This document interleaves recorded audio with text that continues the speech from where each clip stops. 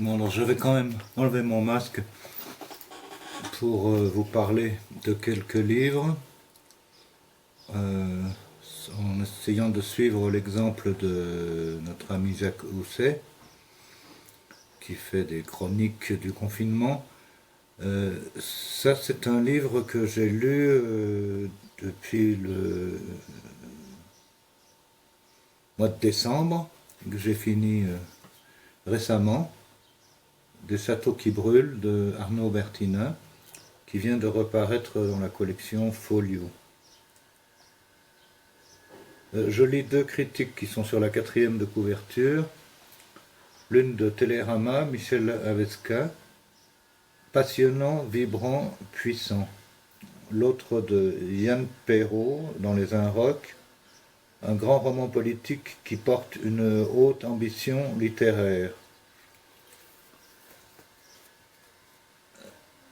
Voilà, je ne saurais dire mieux que ces deux critiques, mais c'est un livre dont il est un peu difficile de parler et qui est surtout difficile de lire à haute voix, parce qu'il est constitué d'un entremêlement de dialogues.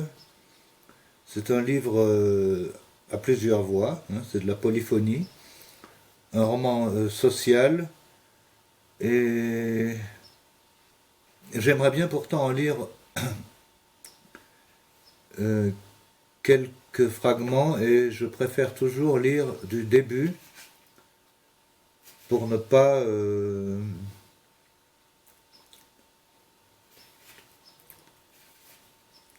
m'aventurer à dévoiler des parties où l'anecdote est plus avancée. Donc je lis du premier chapitre. C'est une salariée qui parle, une salariée de l'unité de conditionnement de l'usine, qui s'appelle Vanessa Perlotta. Et donc là, il y a un passage plus descriptif, page 16. Quand il est venu ici pour la première fois, on lui a montré la chaîne d'abattage, les cuisines et les unités de conditionnement. Mais au fil des étapes, bain d'électronarcose et décapitation à la disqueuse, le directeur comprend et nous demande de raccourcir la petite phrase apprise pour présenter chaque poste. Vers la fin, il accélère encore. On n'a plus la parole, et à la toute fin, il ne nous présente même plus. Et le secrétaire d'État nous serre la main, toujours, mais sans demander les prénoms, de Sylvaine et Karine, que l'autre ne lui donne plus. Et nous, ce qu'on comprend évidemment, c'est que tous les premiers prénoms ne servaient à rien si les derniers sont inutiles. Il ne s'est rendu compte de rien. Ou peut-être il a trouvé ça cool, cette accélération de la visite.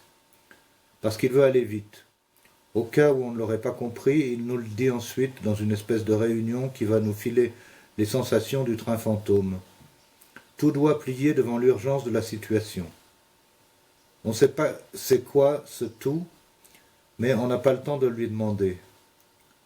C'est nous ce tout qui doit plier? Un groupe agroalimentaire couvert de dettes se casse la gueule? C'est nous, la générale armoricaine. On était 4000 il y a 5 ans, on n'est plus que 2000 maintenant et le sort de l'entreprise est entre les mains du tribunal de commerce. Magnifique. À ce moment-là de la réunion, on a eu l'impression qu'on va mourir. Tous. Oui, magnifique opportunité pour tenter une reconversion industrielle sous le signe du développement durable. On est livide là, tu peux me croire. Même moi, je sens que je n'ai plus de sang dans les joues, alors que sur les photos de famille, d'habitude, ça me désole parce qu'ils se moquent. Tu as la coupe rose, faut que t'arrêtes. On invente un projet local, intelligent, humainement, écologiquement, économiquement. Un projet laboratoire vitrine de tout ce qu'il observe et théorise depuis 10 ans. Il y a urgence. La planète crève de notre capitalisme mondialisé. Le Sud crève des prédations du Nord. Le Nord crève parce qu'on le délocalise au Sud. Tout le monde crève. Et il nous explique que l'entreprise pour laquelle on se casse le cul est un acteur de la malbouffe, que c'est un rapport dégueulasse aux animaux. Est-ce qu'il n'a pas dit criminel? On venait de l'accueillir et il nous agressait comme pas possible. C'est difficile de donner le ton du livre entier, étant donné qu'il y a plusieurs voix de personnages qui parlent consécutivement et qui reviennent, qui sont récurrents au fil de ce très gros roman, hein, 450 pages dans cette édition, qui était paru en 2017 la première fois, je crois. En 2017 aux éditions Verticales, et qui reparaît donc en folio. Je vous le conseille. À demain.